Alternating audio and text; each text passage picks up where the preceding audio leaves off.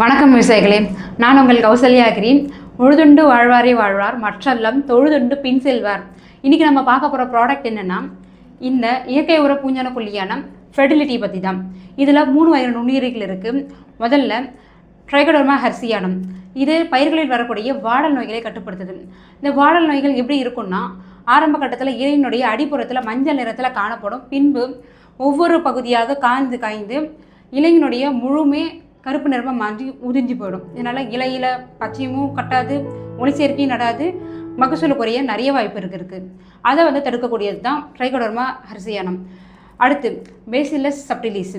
இது பயிர்களில் வரக்கூடிய மேல் சாம்பல் மற்றும் அடிசாம்பல் நோய்களை கட்டுப்படுத்துது.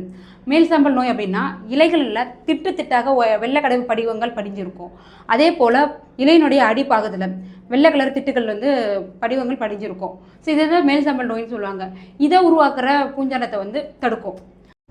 அடுத்து சூடோமோனாஸ் ஃப்ளோரசன். இது பயிர்களில் வரக்கூடிய குலைநோய் மற்றும் இலையுறை கருகள் நோய்களை உண்டாக்கும் பூஞ்சானத்தை தடுக்கிறது. இலையுறை கருகள் நோய் இது நெற்கதிர்கள் வெளிவரும் போதே கருப்பு மற்றும் பழுப்பு நிறத்தில் காணப்படும்.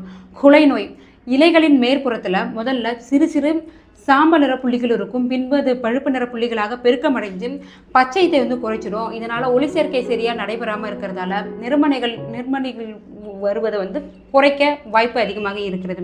ஸோ எனவே விவசாயிகளே, இந்த ஃபெர்டிலிட்டி ப்ராடக்டை வாங்கி யூஸ் பண்ணி மகசூலை பெருக்குமாறு பணியான்புடன் கேட்டுக்கொள்கிறேன். நன்றி, வணக்கம்.